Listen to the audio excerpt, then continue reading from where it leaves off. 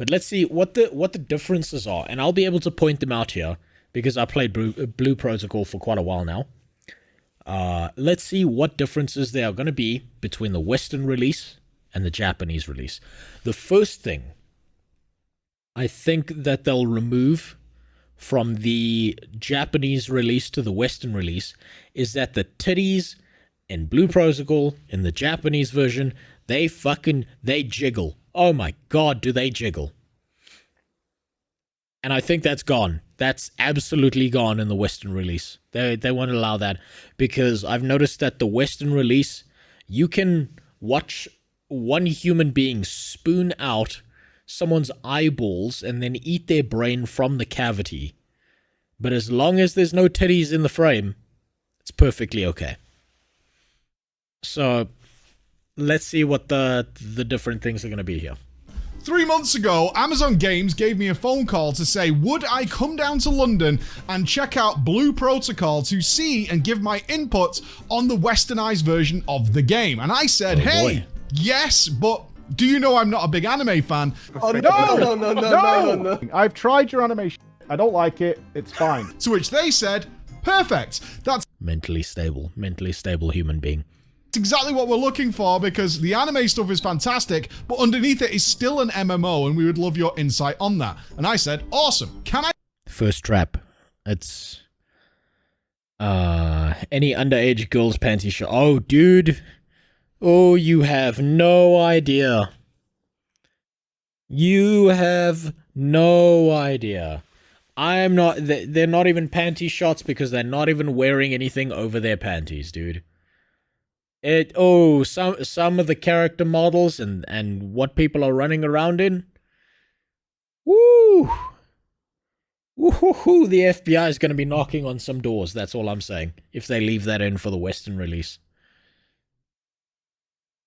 I bring a team because I have that? And they said, yes. So, me and Nups, with a combined wealth of like 30 plus years of MMO experience across a whole bunch of games, and of course Nups is a sponsored virtual race car driver, a lot of good gamers here, went down to London into a secret underground booth where there were trains going overhead in order to sit down with not only one of the big cheeses beside Amazon Games to talk about Blue Protocol, but to actually play it on multiple characters. Let's go.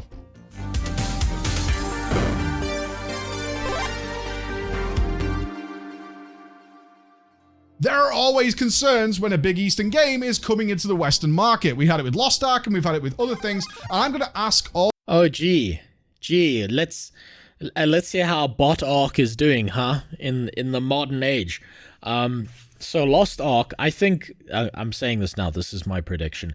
I think that Blue Protocol will follow the same pattern as Lost Ark, but will not nearly be as big of a game as Lost Ark. Blue Protocol is closer to an ARPG in an MMO skin than it is an actual MMO. That is my experience of playing the game. And anyone, if the Japanese version is not drastically, I mean like a completely different game, then like the Western version isn't a completely different game than the Japanese version, yeah, it'll be fun for like a month or two, and then people just won't give a fuck anymore and they'll just leave. All those hard-hitting questions. We're going to talk about the monetization, we're going to talk about the grinding and how they are adapting it over to the West, and certainly including our feedback there. We got to sit down with one of the head honchos at Amazon Games who is directly involved with the development in order to flesh these things out for you. So we're going to get to that. Let's start with the first thing they let me do, which was the character creation screen. It is easily the best character creation screen I've ever seen in an MMO. It's phenomenal. There is no other word. He's lying. It is a bunch of pre-selected options, right? It is a set of pre-selected options. Are there plenty of them? Yes, but you do not get to vary and pick your character's faces. It's all pre-selected options. I wouldn't say this is a good character creation screen. I wouldn't say it's a bad one. I would say it is a standard MMO character creation screen. This guy's an idiot. I mean, I think that's a bad take from him. I think what look, okay, let me put it this way. I think he's compromised, right? I think he is now actively compromised because the dev came along and sucked his dick. And because of that, he is now, whether he realizes this or not, his opinion has now changed because he has been treated well by a person, right? And this is something that when you're not autistic, people struggle with, is an autistic person can, like, they'll be treated well, and then they'll, like, be given something by this person who's treated them well, and they'll be like, this is shit. And they'll have no qualms about that. I know, because I've done this a few times and it got me in trouble. I think he's a normal person who's now been actively compromised by the fact that someone at Amazon treated him nicely. I would say that, like, the character creator's not bad. It's very consistent. It's very solidly done, but it is average. It is just an average character creator. It's not unique. It's for it. Even as, again, not a fan of anime, this thing is utterly phenomenal. It's incredible. No, it's not. You have so many screens, so many submenus where you can even break down how the light hits the iris of your eyes and the color shaders that might go in. Those are color shaders. You don't get to choose the length of your hair, the shape of your face, the change of your nose, your eyes. None of that. It's all pre-selected and you are just playing with color shaders. Guess what the easiest thing to program into a game is? It's the HSL values, because they're already there. HSL values are everywhere and you've just now shaded them into different parts of the game. Right? Playing with colors is the most basic thing you could do in an MMO, right? There that I can already foresee an absolute huge amount of people looking at this for hours and just spending hours and hours doing it and have no fears. You see what he's ignoring, right? Is there are 3 shapes for this male face. 3 shapes, that's it. There's no slider. There's no variation on the chin. If you want to play incel guy with, like, his chin in the back of his face, that's not happening. And guess what? Old character creators like Ion even got this right. Black Desert Online has an amazing character creator. If this is what he considers to be a good, amazing, incredible character creator, well then he's gonna his dick's gonna fly off his body with how much he's gonna be coming if he goes and plays something like Black Desert Online by comparison. Because they have blended your character perfectly into every single cutscene. What you create in there is what you get to see in the game up close and personal. The actual gorgeousness of this game cannot be understated. It plays beautifully, it looks beautiful, it is everything you'd want to see, and if you are a big anime fan, you're in heaven here. You're absolutely in heaven with what they've put together. I spent at least 15 minutes in the character creation screen checking out every single element, and when I saw, as soon as... I'm sorry. He just said he spent at least 15 minutes in the character creation screen. A good character creator, you will spend an hour or more perfecting your character. Also, there's no fantasy races in this game. You're all human. You get male and female. Oh, wait, sorry, that'll get me cancelled. Body type A and body type B. As we got into the game, that my character was there and existed, I was pretty amazed. Usually they're covered by armor, usually they're in the background or something like that, or you kind of get like a slight feel for your character, but this is exactly what I created. Oh my god. Okay, so this is incredible. I gotta say this, right? I'm playing, or I was playing, the Japanese version with unofficial English patch translations, so I could like see what the fuck was going on in this game. And let me tell you right now, by this first line that I'm seeing here, I prefer the unofficial English patch. I think those back alley boys who gave me that fucking unofficial English patch did a better job than the official translation team. Zounds. My god, Zounds. Is she gonna say Gadzooks next? Fuck, I haven't heard those words since I was like maybe 4. That, or you kind of get like a slight feel for your character, but this is exactly what I created and it looked like I was watching a TV show. On that side of it, the story elements are fully created by anime. I'm just saying this now. It is the most generic. So like I've started watching a lot of anime recently, right? And I kind of fell into a genre for a little while called isekai, which is like when someone like gets hit by a delivery van or some shit and gets transported to like another world, and this other world kind of behaves like an MMORPG. And hey, I love MMORPGs, so that's right up my alley. Usually they're overpowered as fuck though, but the Blue Protocol story feels like the most generic isekai anime I have ever seen. And it plays like it too. Anime animation studios, like top notch, and the music is done by very famous anime music artists. It is incredibly well done. They have it's almost a movie is what you get to see. The opening cutscene is a absolute testament to that genre, and everything about it fits perfectly. Yeah, I didn't get to figure out what a Blue Protocol was. That is something they're kind of holding back for now, but it was definitely intriguing as to what was going on there with these mysterious characters coming down and sort of infecting and freeing people and needing to be stopped. All those elements were very intriguing to me, and I will say, as a non-anime fan, I'm going to stress that because I think it's important for this review, is that I was okay with it. I was totally okay with it. Oh, this is such a big brain thing. This was so ingenious. They picked him on purpose. They picked Preach on purpose. I get this now. They picked him on purpose because he's not an anime fan.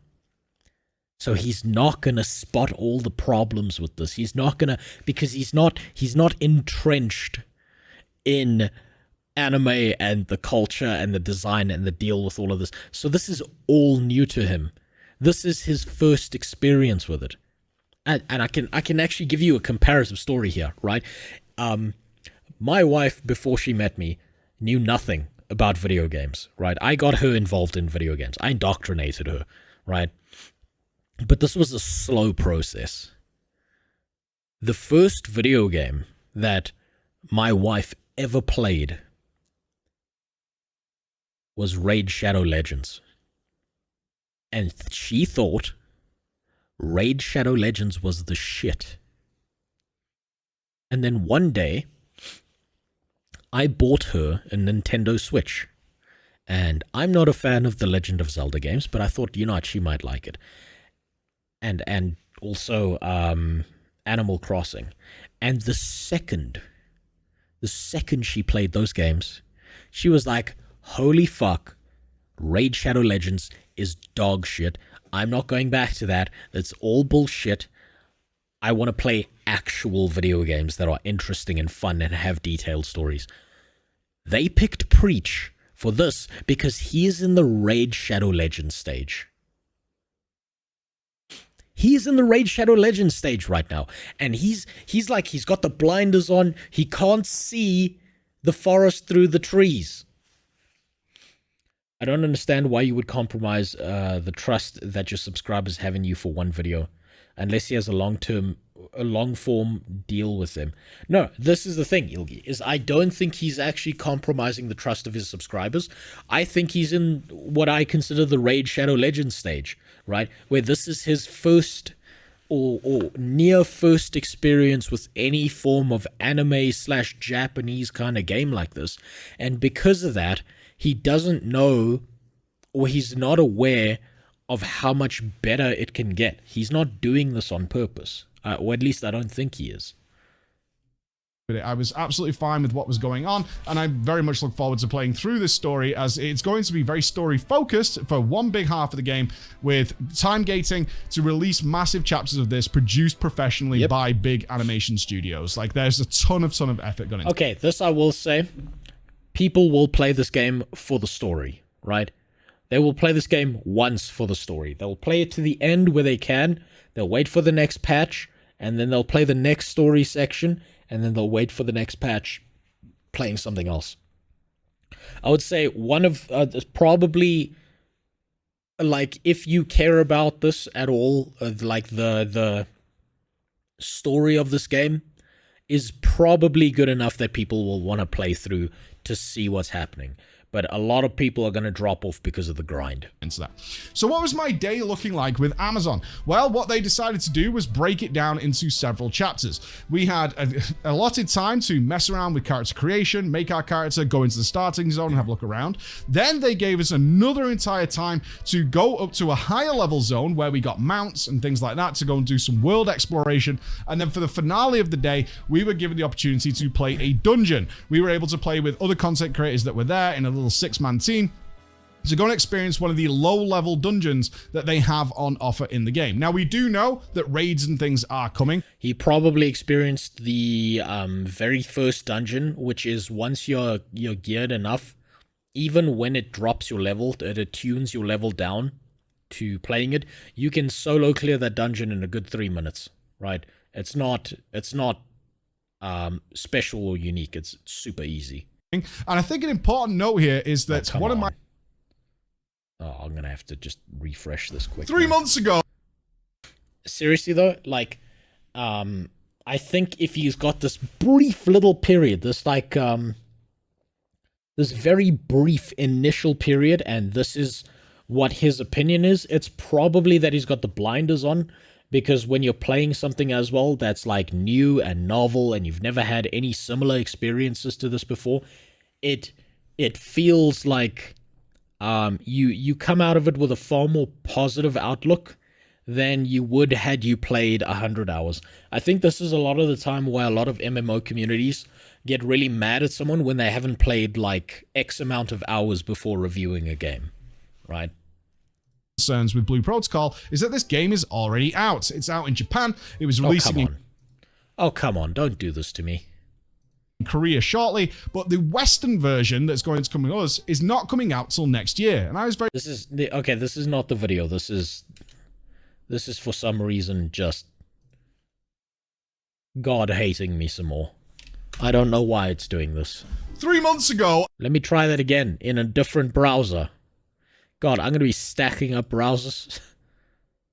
Is not coming out till next year, and I was very concerned as to why that is. Okay, so it's not coming out until next year, which means that if I release this review now, it gets 0 views, which I'm still going to do anyway. Interview that I got to do with Mike Z. You might remember him. He was the former head of Guild Wars 2 back in Path of Fire and Living World Season 4. Is he explained that the Western audience is different. There's a lot of things we need to do in order to adapt it over to the Western audience and make sure that content's there. I think there's a couple of things that we're focusing on for the Western version. One is that we're trying to make sure that when we release it, that it's the best possible version that players can get their hands on. Really, a lot of the stuff I'm doing is kind of fine-tuning for the Western audience. Whether it's on the monetization side or whether it's on some of the kind of the gameplay mechanic sides, things like that. It is a little amusing that like a lot of their core values is very similar to where my background comes from. Yeah. The types of games that we were building and the types of players we were trying to go after in terms of building that kind of cooperative world for deep exploration. Western version equals 0 tits. That's a change. You know what the worst part is, Brux? I think you're right. I'm like, I wish you were wrong.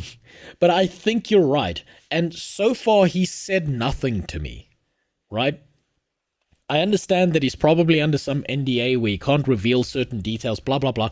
But all of the things he said are so non-specific that I would expect that all the monetary systems in the game that you find in the Japanese version are just as predatory, if not more. They've removed all the good parts of the games, like...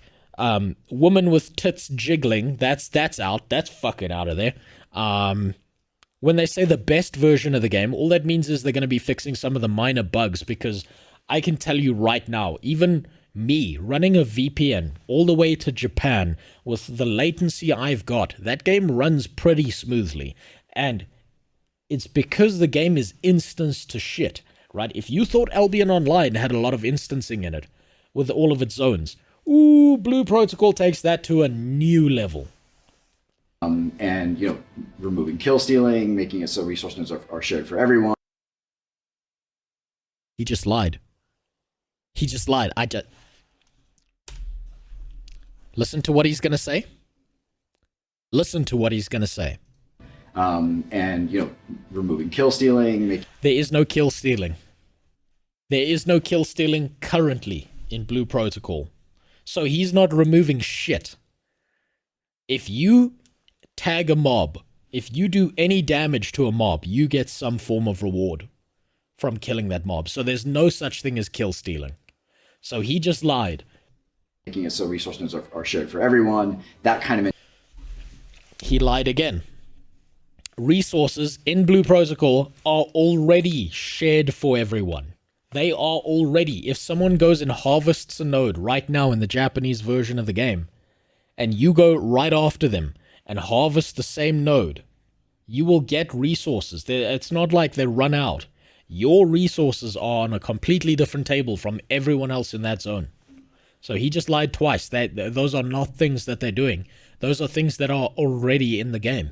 Mentality is something that really attached me to this project even the first time I played the game. We have seen with some of the MMOs that have come out recently is that they're a little undercooked. Those are the words I used regarding to New World. A lot of us in the West look forward to the end game. We want to see what's going on. We want those raids. We want those outdoor world bosses. We want all those elements in our game from the start. We want those things there.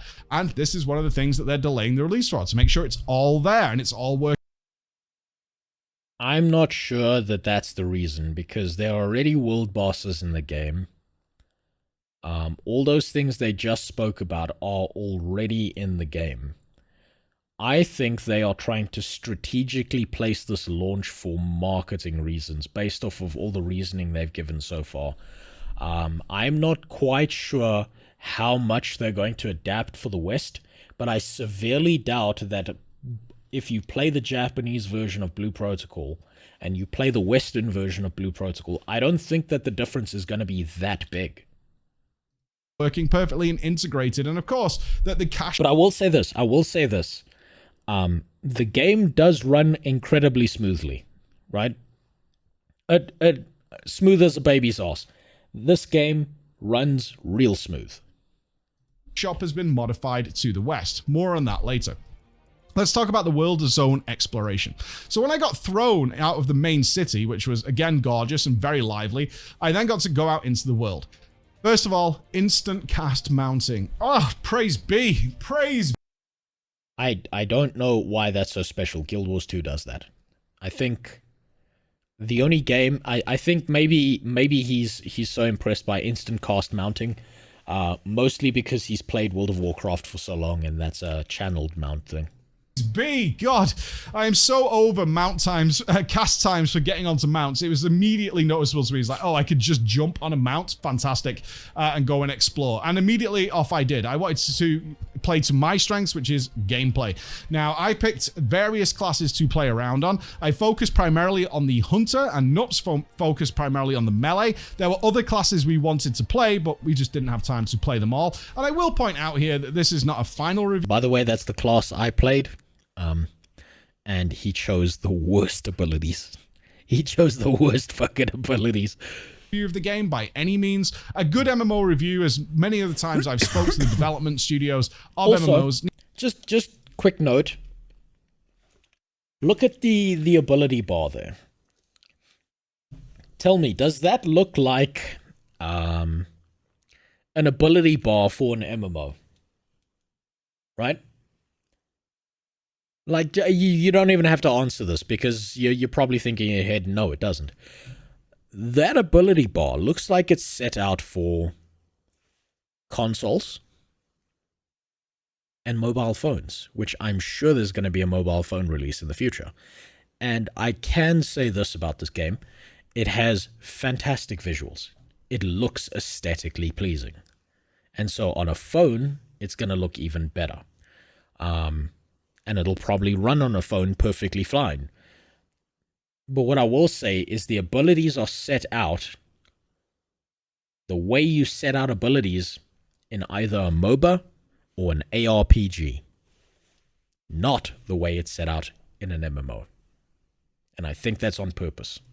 A good MMO review, as many of the times I've spoke to the development studios of MMOs, needs about 100 hours. I think that is like the minimum you need to actually give an MMO a thumbs up or thumbs down. This is really a first impressions of what they've put together for the West. And out in the world, beautiful. I can't understate. I really can't overstate that. It's absolutely gorgeous to go out there. But the gameplay made sense. There is no holy trinity here. Kind of. We're not going to see the typical, this class is a healer, this class is a DPS, this class is a tank. It doesn't really work that way. It doesn't really work that way because when you are in instances, they are so undertuned that... Okay, so this is the way instances work in Blue Protocol, right? Is the... if you can solo an instance, right? You can solo a dungeon by yourself. It's pretty difficult. It's pretty challenging. It'll probably take you quite a while the higher up you go on the dungeon list. But you can do it. If you go in there as a group, you zerg down everything. You don't need a healer because, one, you've got potions on you. And they'll restore your health more than well enough. And two, you do so much fucking damage that you'll finish an entire dungeon in about 5 minutes maximum. Way for the most part. Again, more on that when we get to the dungeons. But what you'll find is you have a mix of utility skills which back up everybody as standard. So my hunter, for example, could throw out various healing onto other players. And the way this works without the traditional Holy Trinity model is a lot of enemies have very well telegraphed abilities that will mow you down if you get them wrong. And that's occurring easily into the open world. You'll have to really pay attention to the animation, which thankfully is very easy to read, in order to pick out what is going on to make sure you don't end up flat on your back staring at the stars. So the open world stuff, in the brief time I got to mess around with it, was lovely, and I wanted to see way more of it to see what the extra quests were going to be like. So let's talk about the dungeon then, shall we? So into the dungeon I went with the other content creators that were there. Okay, so this isn't... He didn't go through the first dungeon. The very first one. They took him through the second dungeon. Which is... It's an okay experience. Also... These guys are playing this like shit because obviously none of these guys know how this dungeon works, but you can zerg down this whole dungeon in about 3 minutes if you know what you're doing. In order to mess around with what was going on, and this is where I get really, really interested in what's going on here, because no Holy Trinity, how are these things going to work? And we actually had a message earlier on from Mike Z to say, hey, just to let you know, this boss is vulnerable from above. So you might want to bring some characters that could double jump because they could do bonus damage from up on high. And I was like, whoa, okay, that's a new dynamic on bosses. That's very, very interesting. I'll be looking forward to seeing that. Points. So into the dungeon we went. First thing I noticed, destructible environment and environmental hazards that you can utilize on the enemies. It's stuff that you'll all have seen before, explosive barrels, collapsing towers. What I was able to do, of course, was troll some of my friends by waiting for them to jump up on towers and blow the tower up so they would fall down on their face. But what I found very quickly is a lot of positioning stuff. Even though this is a low-level dungeon, which is designed to be beaten and not be super, super difficult, is that you did have to work together as a unit. I liked this element a lot. It showed... Not really. You don't have to work together as a unit. If everyone rushes in and just DPSs the shit out of everything around you, assuming that when the enemy, like, telegraphs that they're gonna hit you and you dodge, yeah, you're fine. You'll be fine. That you can't just be the solo hero, but everything I saw was fully avoidable, including the major boss attacks. Coming back to that telegraphing with large-scale bosses, you can clearly see, but they still are pretty quick, when that boss is rearing up to put out a huge AoE, or to charge you, or to crunch down on you, and the moving around... So that wave that boss puts out in particular... there's actually like a 3D element to it, so that when that wave's coming at you, if you jump or you dodge through it, then it does no damage and you don't get stunned. A lot, especially during the trash, meant that you'd be really inefficient. As somebody who's a big fan of organized gameplay, this was intriguing to me. This means there's a lot of coordination needed when you get towards the end game, certainly when you start doing the harder content, to not spend endless amounts of time on trash because somebody stood right far at the back. Enemy came charging, they're all separated out, AoE is now ineffective, the healing is now ineffective because you're all spread out all over the place. If this dude sees this reaction, he's going to be like, this cunt just denies everything I say. Look, I'm agreeing with him on some points, but look, also, Preach is a big boy, right? Preach is a big boy, and I'm sure he's heard infinitely worse things than what I have to say about anything, because I'm also a literal nobody, and he's a literal somebody.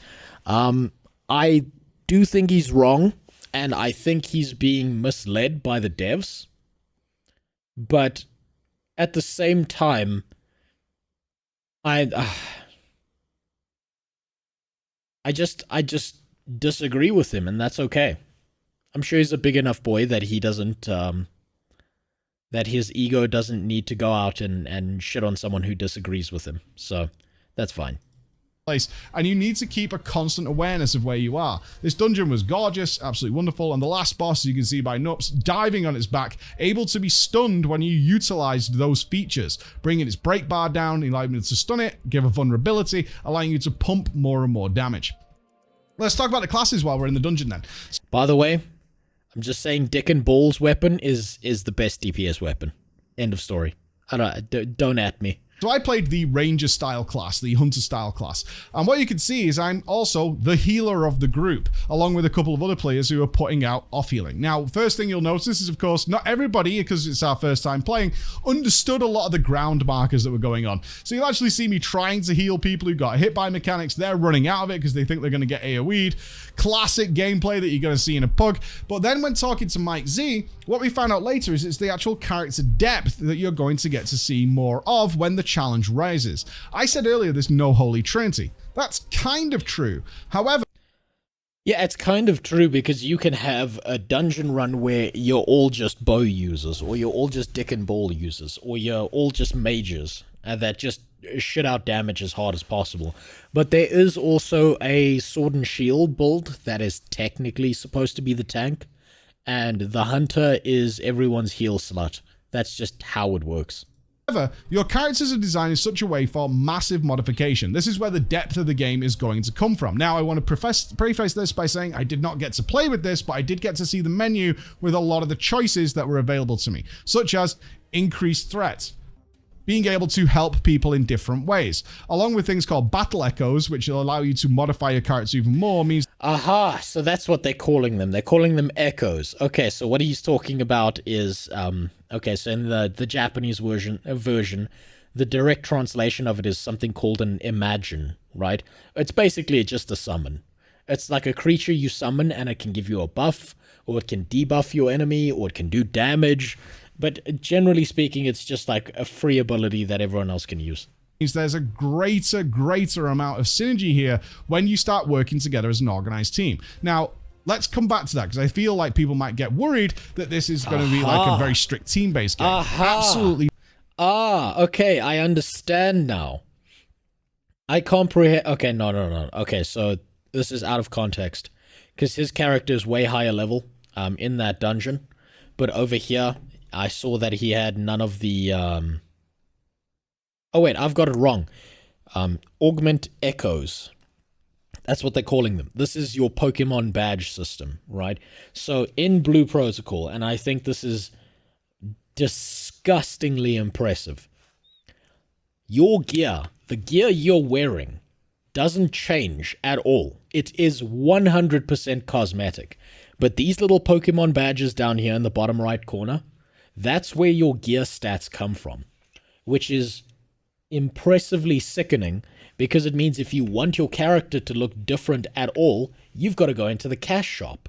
You've got to go gamble. You've got to go complete a bunch of adventure boards so you can get a few little free points to maybe change something on your character. Right? So all of your gear is purely cosmetic. And your stats actually come from the Pokemon badges you're wearing at the time. Out of synergy here when you start working together as an organized team. Now, the imagines I was talking about before are these two slots here, over there. I don't know what they're going to call them. I would assume summons, if those things there are called echoes.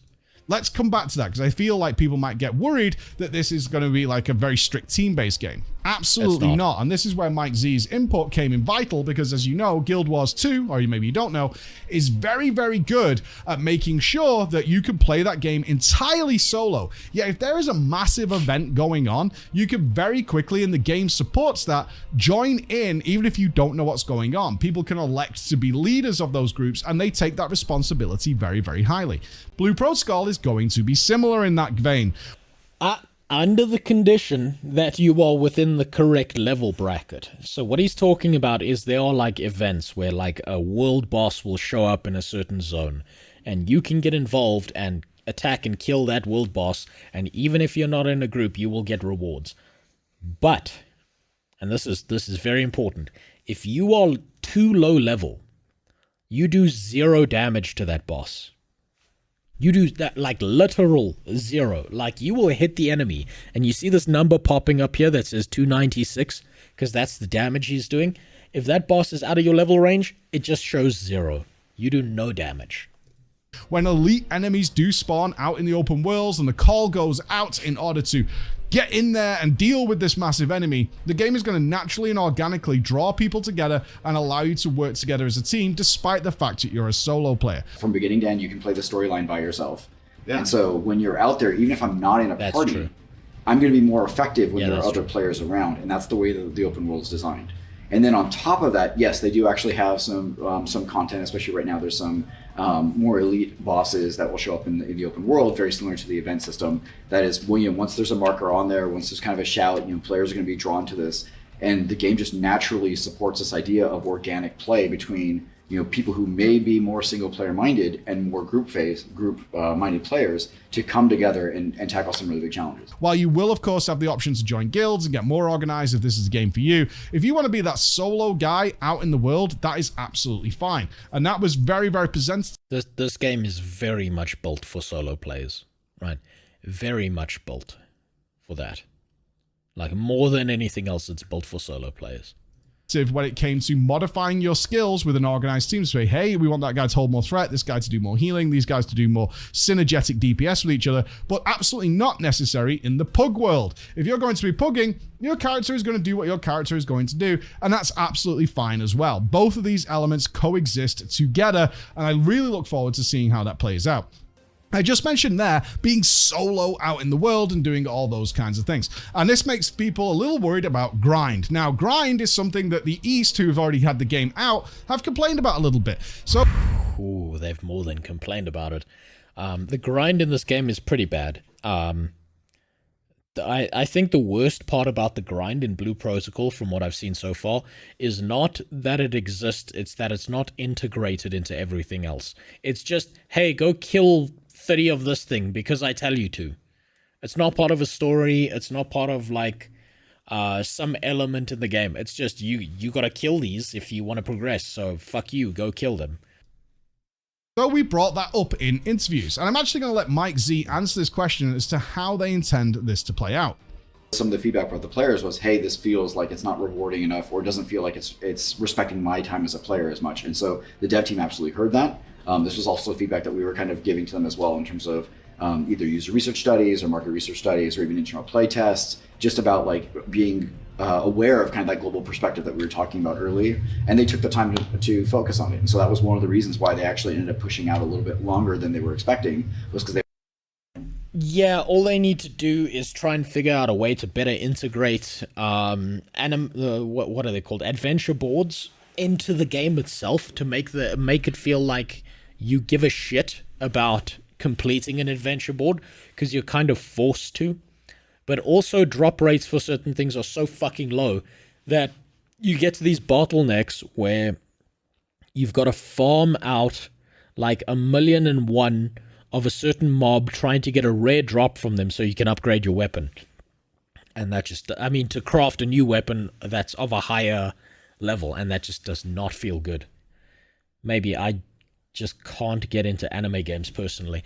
Yeah, it's not my flavor of thing as well, but I did give it a try because I wanted to see what to expect, and oh boy, this is the most MMO light experience I've had in quite a while. It makes me actually really appreciative of Western MMOs like Guild Wars 2 and stuff. It makes me appreciate them even more. Even the ones like New World and stuff. I really like them when I get to compare them to something like Blue Protocol, because it shows me things can be worse. There are certain systems that could be much worse. They were listening to the player feedback and then taking direct action against that. This is where like the free-to-play nature of it kind of, I think, is in their favor. It's like they're focusing specifically on, it's for us, especially in the West, we're looking at a fun and fair monetization model that it's not complete random, that we are adding kind of stopgaps on the back end to make sure that if you're spending money, you at some point will be guaranteed getting an item that you're actually looking for, or the season pass model, or the founders packs and things that we're doing. Like generally speaking, the core value is we don't want you, if you're purchasing and I'm not, to have a huge differential in terms of what our power or our accomplishments is. The game is based around skill. Okay, yeah, so that's unless they've drastically changed that for the Western version, that's a complete lie. Hopefully they have. That is something that I can't confirm because Western version is different. How many mods you got? I got enough mods. Don't worry, Brayden. Skill, and we want to honor that as much as possible, and bring that to the Western players in that way. Fantastic news. Yes, this is what we wanted to see, especially with the mantra that a lot of modern MMOs are going with, is there is other things people want to do and they don't want to feel like their life is committed to your game. It can actually be an off-putting element, and Blue Protocol is going that way. Similar with their monetization. Well, so when it comes to not feeling like your life is going to get heavily involved in Blue Protocol, I can confirm that that's probably going to be true, because there's not a lot of depth to these systems. There is no gathering system. It's you literally walk out into the open world and press the interact key. When you are crafting, there's no crafting leveling. There's no epic crafting. It is a gambling role where you walk up to a table, you craft the thing you want, and sometimes you get a 5-star, and sometimes you get a 1-star. I shouldn't go too deep into it, but there's like certain mods you can add onto your weapon in the game. And when you do so, you roll another dice to see whether it's good or not. But there's no leveling up a crafting system. There's no leveling up a gathering system. There's no deep, nuanced system there. It is just, it's as basic as possible. So as to it not absorbing your entire life, that's definitely going to be true. No, I want to feel like I'm wasting my life to get a better pickaxe. Thank you very much. Yeah, then Blue Protocol's not for you. Model. Of course, in the East, they're kind of okay with a bit more grinding and a little bit more RNG in their loot boxes. Not particularly. They're cucks, is what you're trying to say, Preach. They are cuckolded into believing that pay to win is fine. Over here, and that feedback has been heard in the East. We did our research before we went to talk about Blue Protocol and play it, and they have been some complaints. It's like, hey, I had to grind really too long to get this thing, and I don't really like it. When talking to Mike Z about that as well, he said, yeah, we've heard that feedback. That is something we're absolutely changing. We're like, we do not want people to feel that way. We want people to be able to come in, get the benefit of the game, and then go and play these big blockbusters that might be coming out or their other games and not feel like beholden to us. It is a free-to-play game, which is supported by monetization. And they're also going to add in, if you... When he says which is supported by monetization, he means supported by pay to win. The game is actively pay to win. I don't know how the Western release is going to work out with this, but currently in Blue Protocol, there are there's 2 cash shops, right? The first cash shop is one where you buy marbles, you buy red marbles, and you go spend red marbles. The second cash shop is locked away behind a kind of forgiveness system, where you buy red marbles. You then buy gambling tickets for their gacha system. You then spend your gacha ticket on the gambling system. It then gives you some kind of output. It gives you whatever your winnings are from the gacha system. If you don't like it, you can then salvage, without opening the box, you can salvage that thing, and you get these like Blue Protocol credit points. You can then go into the second cash shop and buy the thing you want. And guess what? Currently, at least in the Japanese version of the game, there's a whole bunch of stuff locked away in that second cash shop where you can only use Blue Protocol credits. And I did a basic calculation on this, and my napkin math tells me that to get certain summons or imagines or whatever they're called, you could probably spend well over $1,000 on the game before you get them. Well over 1,000. And I'm curious to see if that's going to be the same in the West. It might not be, but I have a feeling that if Amazon is producing the game, they're not going to change the monetization systems that much. If you're chasing a certain skin, yes, there will be boxes to try and RNG it for cheap. However, if you don't Gacha system. don't get it, that's okay too, because we're going to give you a secondary currency where you can specifically buy the thing that you are after. So you're and he leaves out the part where there are very specific things that are actively locked away in that second cash shop, and you can get nowhere else. And if you think you're going to get them out of the gacha system, you're not, because it's like a 0.001% chance of getting it. Never going to be left wanting on that side, which fits far more into the Western style of doing things and seems, at the moment, completely fair. Especially they're going to put in stopgaps so you can't go too far or too crazy with buying and buying and buying and buying, which is not what we want to see in any MMOs that are coming to the markets these days. So, what is it we're going to look for? I hope so. I hope they're putting in those stopgaps. Forward to when this game comes out in 2024. Well, we're looking to have a lot of raids and a lot of things we expect. You can see some previews of them on YouTube. A lot more is coming, which is why, again, it is delayed in the West to make sure all that content is in, which is exactly what people like me who play in the Western market absolutely want from this game, as well as the elite depth. Are there things I would like to see after our brief play? Sure, I would like to play way more with the characters. There are characters, we got ones with like preset skills and things like that without being able to mess around with them. And yeah, there were some skills that I was like, okay, I don't particularly enjoy this one. And I think from what I can tell is each of the characters is very, very unique. So finding the one that suits you is going to be a bit of a trial and error process. I wanted to... That shouldn't be too hard because currently there's only 4 character classes. I think by the time the Western release is out, there'll be 5. I think they're going to add in a spear, if I don't have that wrong. So I'm willing to bet that there'll be 5 choices instead of 4, which is kind of a sad state, but it's also a free-to-play game. What do you want? So it's like, yeah, that's just part and parcel with what you're getting with a free-to-play game.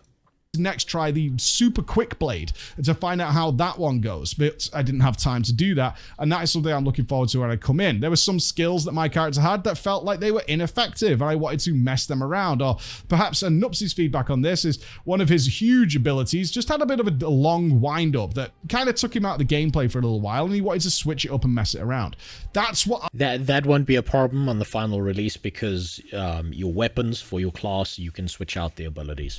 So those things there, I understand it's frustrating when you're given shit abilities to work with, but you don't have to worry about that. There are other abilities you can at least switch out for your same weapon.